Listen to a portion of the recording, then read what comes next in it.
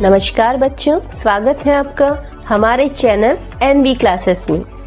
तो वीडियो शुरू करने से पहले दिए गए सब्सक्राइब बटन पर क्लिक करें और बेल आइकन जरूर प्रेस करें।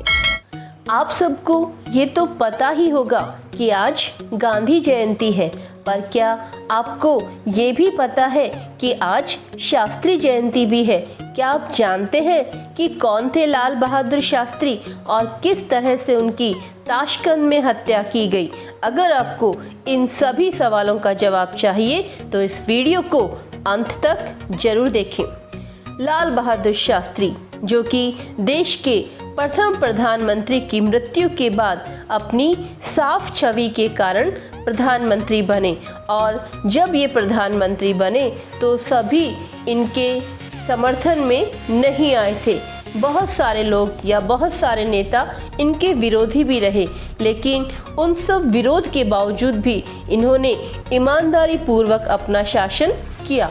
शासक बनते ही या प्रधानमंत्री बनते ही इनके समक्ष बहुत सारी चुनौतियां आई, क्योंकि जो अब तक पंडित नेहरू की छवि थी, लोग वही छवि इनमें भी देखना चाहते थे, लेकिन इन्हें वो अधिकार नहीं दिए गए थे जैसे कि नेहरू जी के पास थे। लेकिन फिर भी इन्होंने जो कार्य किए उनमें ये नेहरू जी के समकक्ष या उनसे आगे भी सम्मान पाने के हकदार बन जाते हैं। इनके समय भारत और पाकिस्तान का 1965 में युद्ध हुआ। पाकिस्तान, जो कि अमेरिका के कारण भारत पर हावी होना चाहता था, उसे लगता था कि जब चीन भारत पर आक्रमण कर सकता है, जिसने मित्रता निभाकर भी आक्रमण किया, तो पाकिस्तान ऐसा क्यों नहीं कर सकता। और अब तो पंडित नेहरू भी नहीं रहे और लाल बहादुर शास्त्री के व्यक्तित्व को वो कम आंक कर देख रहे थे। और इन सारी परिस्थितियों में जब पाकिस्तान ने भारत पर आक्रमण कर दिया, उन परिस्थितियों का लाल बहादुर शास्त्री जी ने बहुत ही सफलतापूर्वक सामना किया और पाकिस्तान को नाको चने चबवा दिए। उन्होंने लाहौर तक भारतीय सेना को पहुंचा दिया। तो इस तरह से पंडित जवाहरलाल नेहरू के बनिस्पत वो चीन के समक्ष उन्होंने जो घुटने टेके, लेकिन लाल बहादुर शास्त्री ने पाकिस्तान के समक्ष कहीं भी किसी भी क्षेत्र में घुटने नहीं टेके, बल्कि पाकिस्तान को घुटने टेकने पर मजबूर कर दिया। और ऐसी ही परिस्थितियों में अमेरिका ने जब भारतीय सेना लाहौर तक पहुंच गई थी, तो भारत पर दबाव बनाया कि वो सीज फायर कर दे, और अगर वो ऐसा नहीं करेगा तो वो हमारे द्वारा निर्यात किए गए गेहूं से वंचित कर दिया जाएगा। इसका क्या जवाब दिया होगा लाल बहादुर शास्त्री ने? उन्होंने कहा, हमें आपके सड़े हुए गेहूं का आयात नहीं करना। आप नहीं देना चाहते, ना दें। हम भारत को गेहूं के क्षेत्र में भी आत्मनिर्भर बनाएंगे। और उसी युद्ध की परिस्थिति में उन्होंने भारतीय किसानों को भी आह्वान किया कि किस तरह से आप भी भारत के विकास में योगदान दे सकते हैं, और हरित क्रांति के बीज भी उनके कार्यकाल में ही बो दिए गए। और भारत को कृषि क्षेत्र में आत्मनिर्भर बनाने के लिए उन्होंने अथक प्रयास किए, और इसी के तहत उन्होंने नारा दिया, जय जवान जय किसान। और अपने इस नेतृत्व के कारण उन्होंने देश ही नहीं विदेशों में भी अपनी साख बनाई।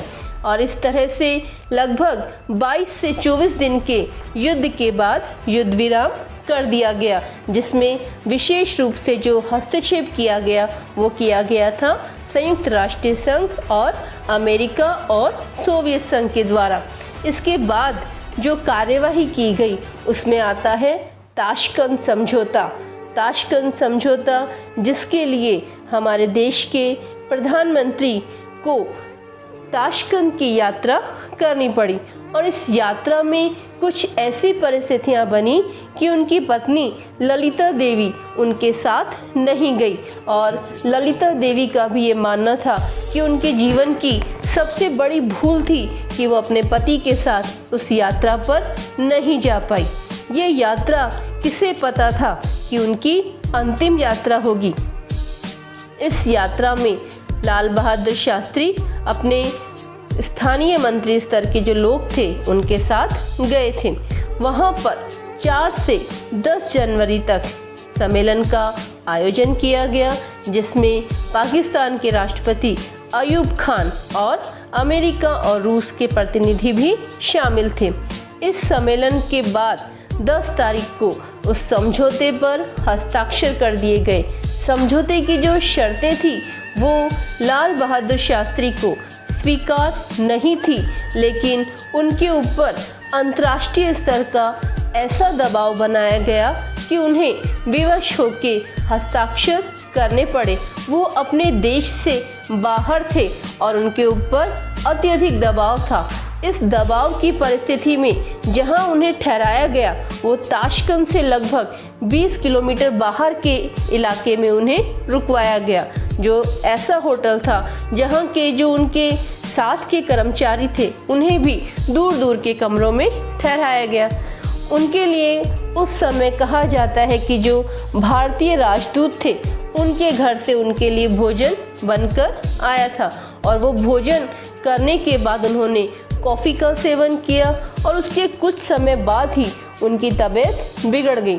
और तो और क्या देश के प्रधानमंत्री की सुरक्षा और उनके रहने के इंतजाम उचित व्यवस्था वाले नहीं होने चाहिए थे? लेकिन नहीं, कहा जाता है कि उनके रूम में कोई ऐसी डोरबेल भी नहीं थी कि जिससे वो किसी को बुला सकें। तो इन सारी परिस्थितियों में जब उनकी तबीयत खराब हुई, और वो तबीयत खराब होने के पीछे अलग अलग कारण दिए गए हैं।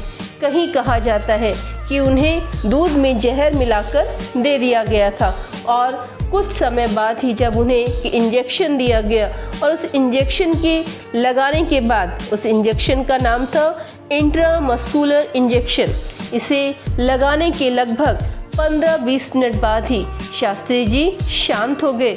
और जब उनकी मृत्यु का समाचार भारत में आया तो सारा देश हतप्रभ रह गया।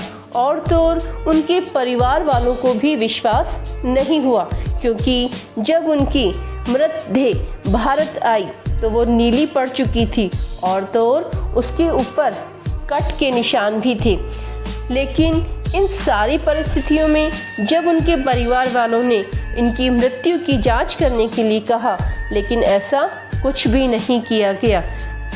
तो क्या एक सामान्य व्यक्ति जिसके बारे में हम सीबीआई जांच की मांग कर सकते हैं, तो क्या देश के प्रधानमंत्री का ये हक नहीं बनता था कि एक ईमानदार व्यक्ति जो हर तरह से राष्ट्र का विकास करना चाहता था, उसकी मृत्यु कैसे हुई, क्यों हुई, किन षड्यंत्रों के कारण हुई? इस मृत्यु से क्या किसी को फ़ायदा हुआ, और फ़ायदा हुआ तो किसे, ये हम आगे के इतिहास से जान ही सकते हैं। लेकिन अभिव्यक्ति की स्वतंत्रता तो हमें दी गई है, पर आरटीआई जिस कानून को 2005 में हमें मिला, क्या उस कानून से भी हम उनकी मृत्यु के रहस्य से पर्दा उठा पाए? नहीं उठा पाए।